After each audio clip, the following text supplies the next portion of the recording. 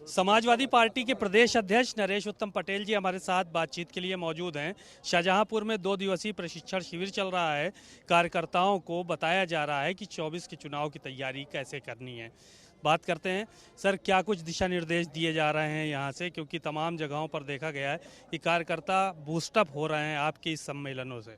देखिए, आज हम समाजवादी पार्टी के राष्ट्रीय अध्यक्ष माननीय अखिलेश यादव जी के निर्देशन पर शाहजहांपुर जो शहीदी धरती है, जो क्रांतिकारियों की धरती है, तो भारत के स्वतंत्रता आंदोलन में सबसे ज़्यादा अग्रणी भूमिका निभाने वाले इस जिले के महान क्रांतिकारियों की धरती है, उस पर आज हम प्रशिक्षण शिविर लगाए। इस प्रशिक्षण शिविर के माध्यम से समाजवादी विचारधारा क्या है, समाजवादी पार्टी के कार्य क्या हैं, समाजवादी सरकार में क्या उपलब्धियां हुई हैं और लोकतंत्र क्या है, लोकतंत्र मिला कैसे है, किसानों की स्थिति क्या है, नौजवानों की स्थिति क्या है, पिछड़ों की स्थिति क्या है, दलित समाज के लोगों की स्थिति क्या है और समाज के गरीब तबके की वर्तमान स्थिति, महंगाई की स्थिति, बेरोजगारी की स्थिति, इन सारे सवालों पर हम अपने विशेषज्ञों के माध्यम से यहाँ पर अपने पार्टी के वर्कर्स को, कार्यकर्ताओं को प्रशिक्षित कर रहे हैं कि आने वाले 2024 के चुनाव में आप अपने बूथ को मजबूत करें, मतदाता सूची में कटे हुए नामों को जोड़ें, छूटे हुए नामों को जोड़ें और 2024 में जनवरी में जो 18 वर्ष के लोग हैं उनको मतदाता सूची से जोड़े, चूँकि भारतीय जनता पार्टी लगातार मतदाता सूची में भी हेरफेर कर रही है, मतदाताओं को मतदान करने से भी वंचित कर रही है। इस तरीके के षड्यंत्र से बचे, इस तरीके का अलर्ट करने का काम, उन्हें सचेत करने का काम समाजवादी पार्टी के प्रशिक्षण शिविर में हो रहा है। एक सवाल ये था कि कई नेताओं की जिलों में आपस में नाराजगी रहती है, उसकी वजह से समाजवादी पार्टी को कई बार नुकसान उठाना पड़ा है।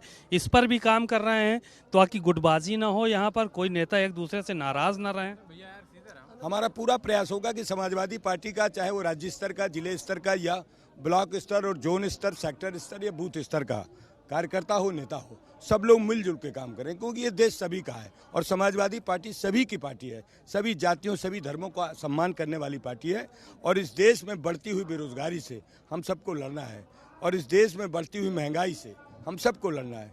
समाज में जो गैर बराबरी है, उस बराबरी को दूर करने का काम अगर कोई कर सकता है तो वो समाजवादी पार्टी कर सकती है। इसलिए सब लोग मिलजुल करके इस आने वाले समय में चुनौती का मुकाबला करेंगे। आजम खान साहब जेल भेज दिए गए, आपके वरिष्ठ नेता हैं और काफ़ी उन्होंने 2-3 दिन पहले ही कह दिया था तमाम लोगों को जिम्मेदारी है, उनको इल्हाम हो गया था इस बात का।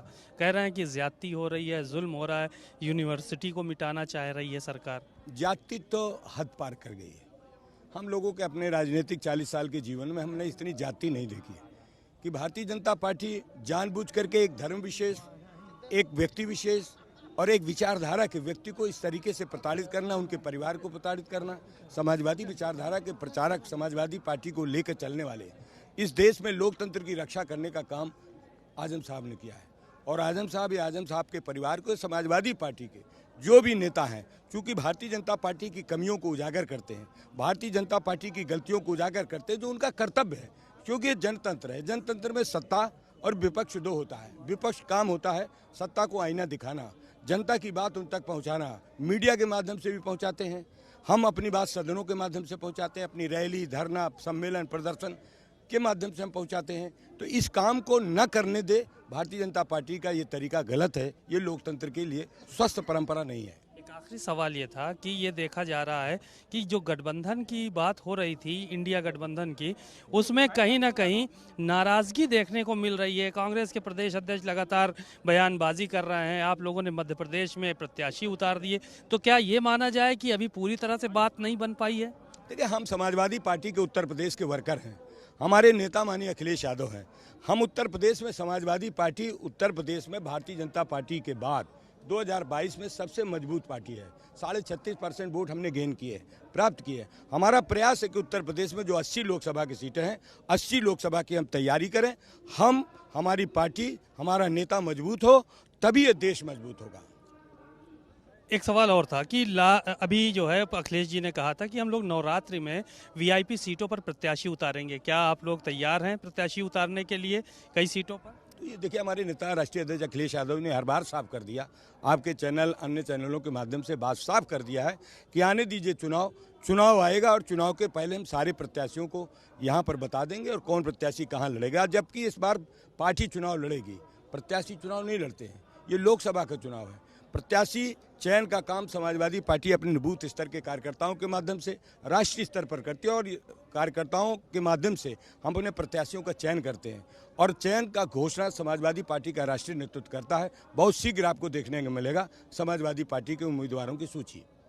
बातचीत के लिए शुक्रिया। नरेश उत्तम पटेल जी, बहुत सारी बातें उन्होंने कही, बहुत ही बेबाकी से अपनी बात रखी और साफ तौर पर कहा कि बहुत जल्द ही जो प्रत्याशी हैं वीवीआईपी सीटों पर वो समाजवादी पार्टी उतारेगी और नेतृत्व को फैसला करना है इसका। साथ ही साथ उन्होंने आजम खां को लेकर भी सरकार पर तमाम सवाल खड़े किए। कैमरामैन सौरभ के साथ सीमाब नकवी, भारत समाचार, शाहजहांपुर।